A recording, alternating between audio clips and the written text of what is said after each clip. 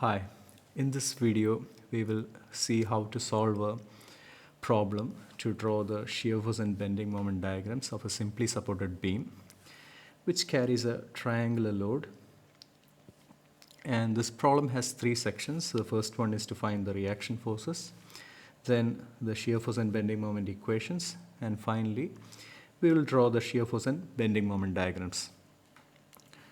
First we have to draw the beam with the required load. So let us do that.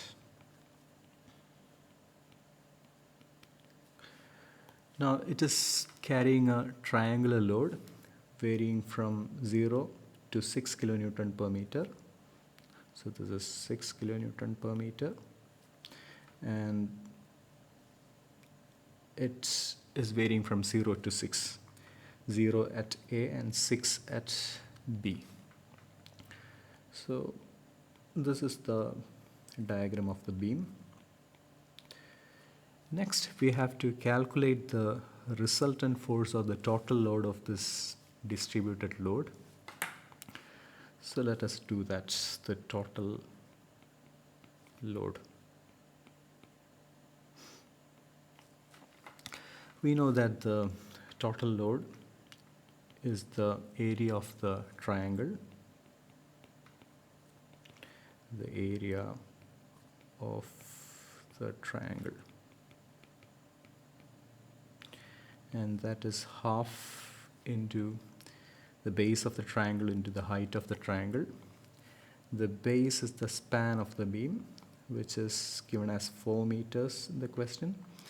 So this is half into 4 multiplied by the height of the triangle is 6 kilonewton per meter. So multiplied by 6, so this is 12 kilonewtons. So this is the total load. Next, we can go on and find the support reactions.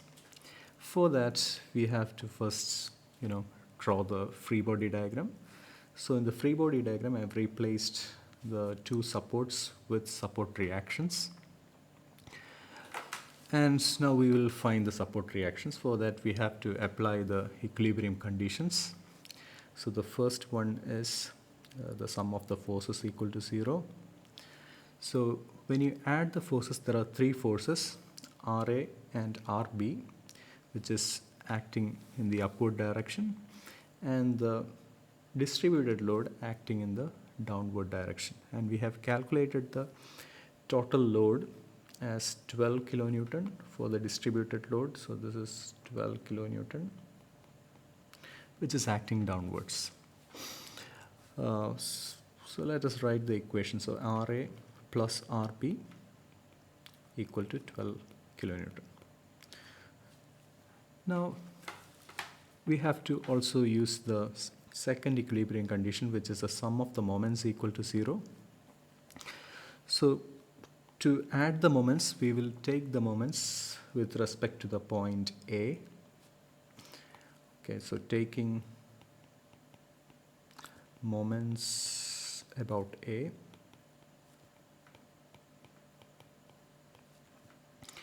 So there are the moments caused by two forces here. When you consider A, the RA will be out of the question. And now we have RB, which is applying anti-clockwise moment, and there is this resultant force of this triangular load, which is going to apply a clockwise moment like this. Now, for calculating the moments, we have to consider that this resultant 12 kilonewton is acting at the centroid of the triangle.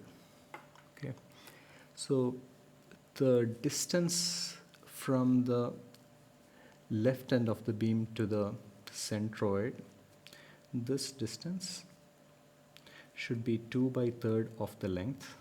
So the length is 4, so 2/3 multiplied by 4 is this distance. So this moment caused by this resultant force will be this 12 kilonewton. So this is 12 kilonewton multiplied by this distance, which is 2 by 3 into 4, and that is in the clockwise direction. So let us write 12 multiplied by 2 by 3 into 4, and that is equal to, let us equate that to the anti-clockwise moments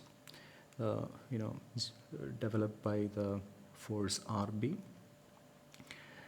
multiplied by this distance. So that is acting in the anti-clockwise direction. So that is equal to RB multiplied by the span, which is 4. So this is RB into 4.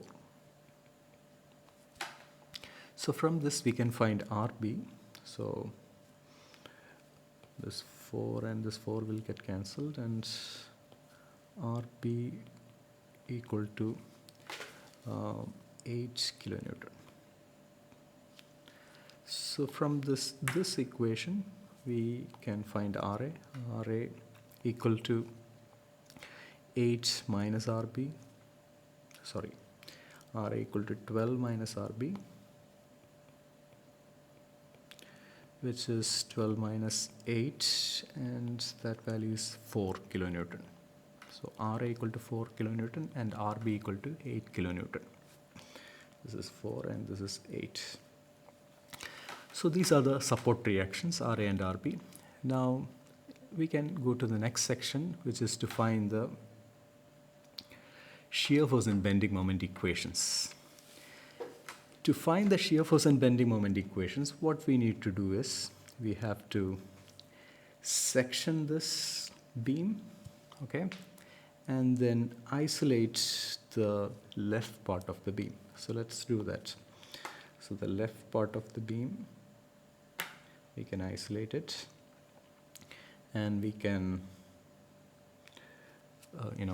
draw the force on the or the support reaction at the point A, which is 4 kilonewton, and the distributed load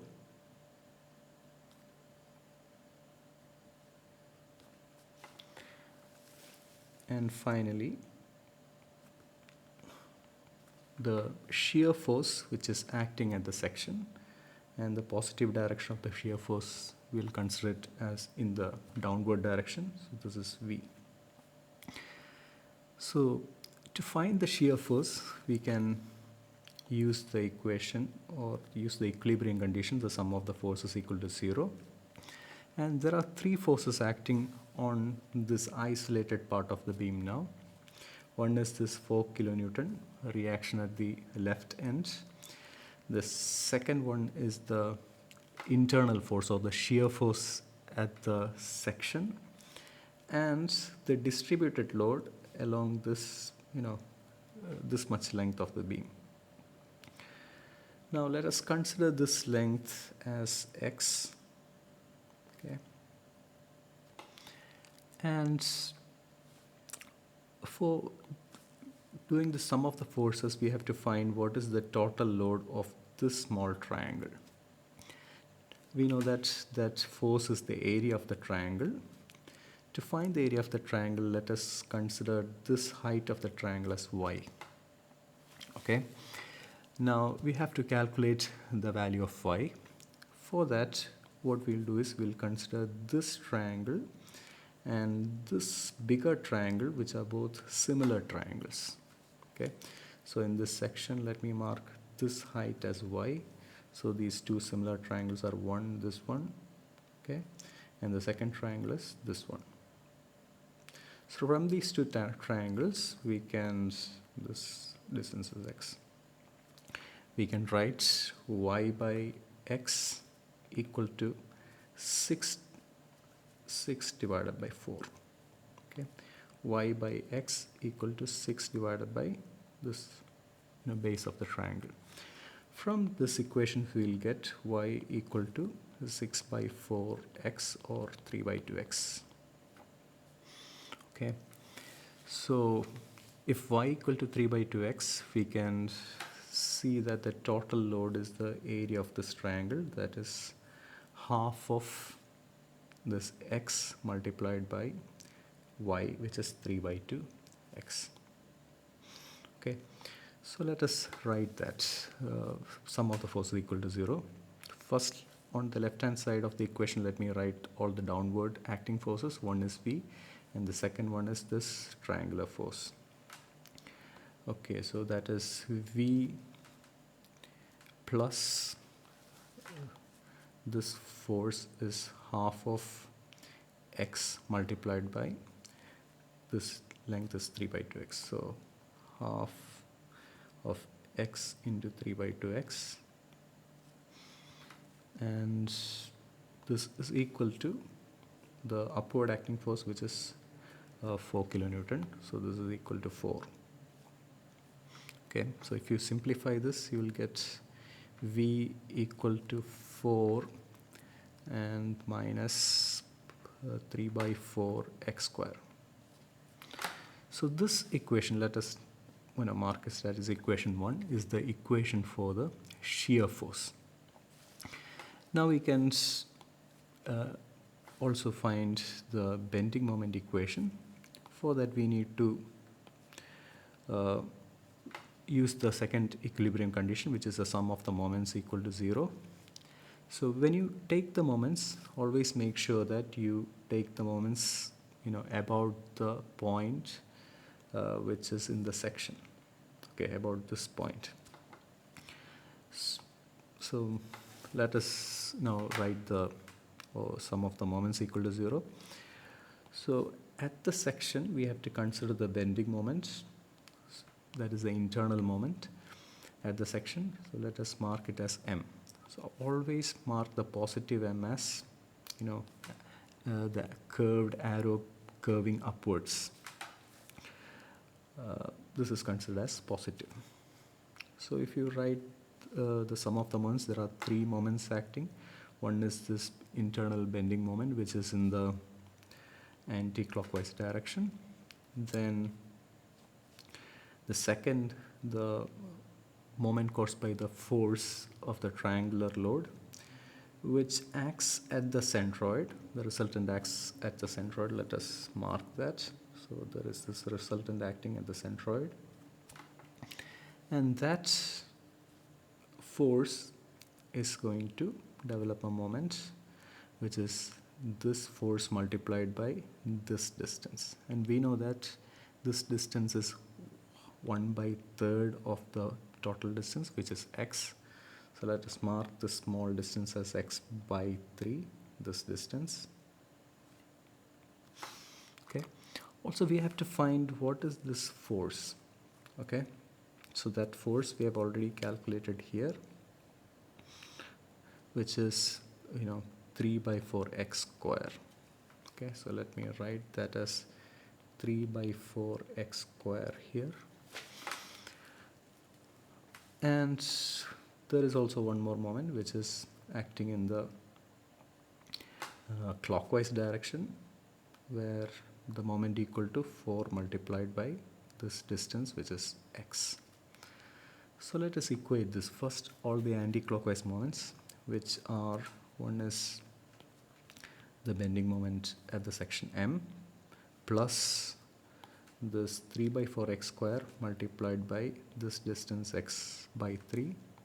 So plus 3/4 x square multiplied by x/3. And that is equal to this 4 kilonewton multiplied by x. So 4x. If you simplify this, we will get M equal to 4x minus this 3 and 3 is going to get cancelled. So what remains is x cubed by 4. So on the right side, it is x cubed by 4.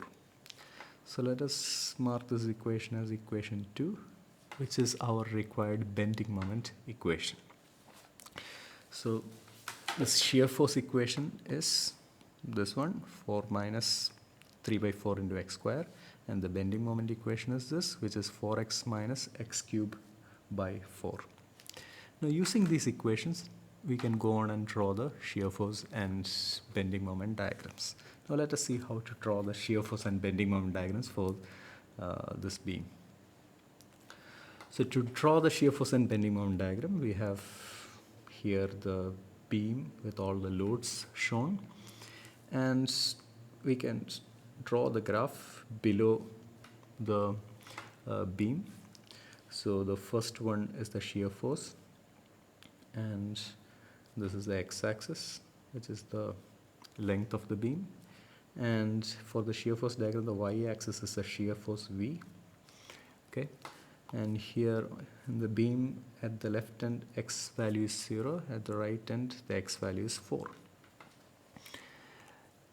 Now we have to draw the shear force diagram. For that, let us take the shear force equation, which is V equal to 4 minus 3 by 4 x square.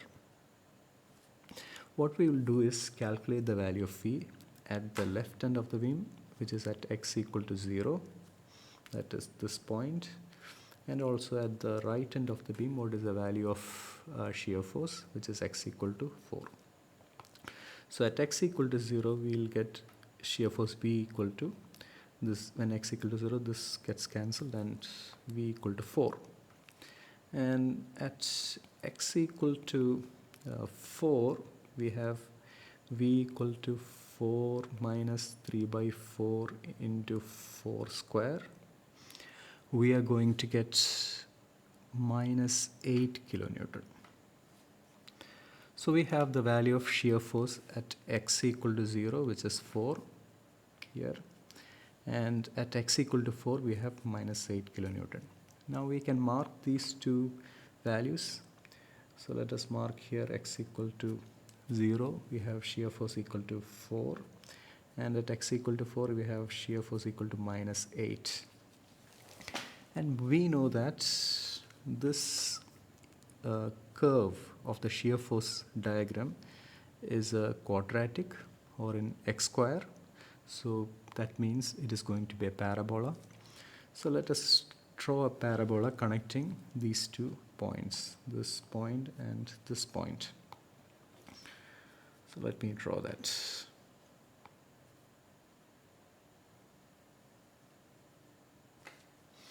So this is a shear force diagram. Now we can go on and draw the bending moment diagram. Now in the case of bending moment diagram, we have to know the value of bending moments at this point and at this point. We know that the left support is a hinged support, so the bending moment is 0. So we know that the bending moment values at x equal to 0 and at x equal to 4, both should be 0. This is x equal to 0 and this is x equal to 4. Now how are you going to draw the bending moment diagram? For that, we have to calculate the value of the bending moments at x equal to, or at the value of x where the shear force is 0. This point, the shear force value equal to 0, and we have to calculate the value of x at this point, or this distance, and then we will find the value of bending moment at this location of x. So we will get an intermediate point, and we can connect these 3 points with a curve, to draw the bending moment diagram. So let us first calculate what is the value of x at v equal to 0. So the value of x at v equal to 0. So let's calculate that. For that, let's use this equation and substitute the value of v as 0. So this equation becomes 0 equal to 4 minus 3 by 4 x square. From this equation, this implies 3 by 4 x square equal to 4, or x is equal to root of 16 by 3. which when you calculate the value would be 2.309 meters. So this distance is 2.309 meters. Now we are going to calculate the value of the bending moments at this value of x. So the bending moment equation m equal to 4x minus x cubed by 4, and at x equal to 2.309 meters, m equal to 4 into 2.309 minus 2.309 cubed by 4. This is equal to the value is 6.16 kilonewton meters. So we got the value of the bending moment at x equal to 2.309. So let's mark that. So this is 6.16 kilonewton meter. Now we can draw the bending moment diagram, and we know that the equation of the bending moment is a cubic equation. So we'll draw a cubic curve joining all these 3 points. So let's do that.